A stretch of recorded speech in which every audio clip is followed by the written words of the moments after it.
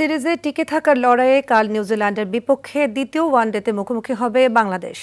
এই ম্যাচে জয় নিয়ে সিরিজে ফিরতে চায় বাংলাদেশ। অপরদিকে নিউজিল্যান্ডের লক্ষ্য সিরিজ জয় নিশ্চিত করা।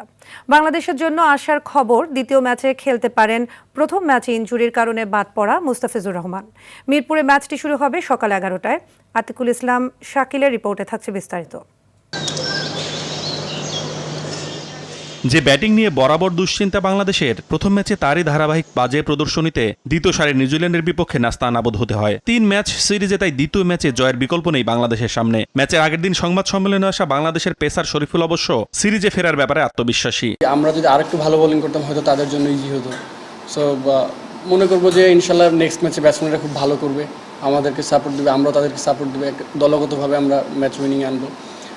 ক্রিকেট খেলা এরকম আসেই যে এক ইউনিট ভালো করে আর এক ইউনিট একটু ফেল করে। সো এটা নিয়ে আমরা আশাবাদী যে নেক্সট ম্যাচ ইনশাল্লাহ ভালো করবো। প্রথম ম্যাচে টসের আগে মুস্তাফিজের ইনজুরি বড় ধাক্কা হয়ে এসেছিল টাইগার শিবিরে। অবশ্য দ্বিতীয় ম্যাচে তার ফেরার সম্ভাবনার কথা জানালেন শরীফুল।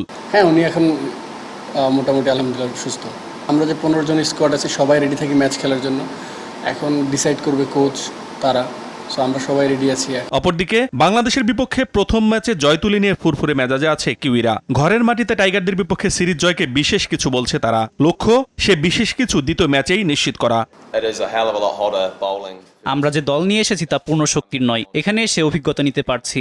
এমন উইকেটে আমরা খেলে তেমন অভ্যস্ত নই। সেখানে আগের ম্যাচে বাংলাদেশের বিপক্ষে জয় আনন্দের ছিল। সিরিজ জিততে পারলে বিশাল ব্যাপার হবে। বাংলাদেশকে সিরিজে ফিরতে হলে কেবল মুস্তাফিজের টিমে ফিরলেই হবে না, সেই সাথে ব্যাটারদেরও রানে ফিরতে হবে বলে মনে করছেন ক্রিকেট ভক্তরা। মাত্র একটা ম্যাচ গেছে, 2টা ম্যাচ আছে। সো আমাদের কনফিডেন্স আছে যে আমরা কামব্যাক করবো ইনশাল্লাহ। আতিকুল ইসলাম শাকিল, RTV, ঢাকা। আমাদের বেস্ট ক্রিকেটটা কিন্তু লাস্ট ম্যাচে আমরা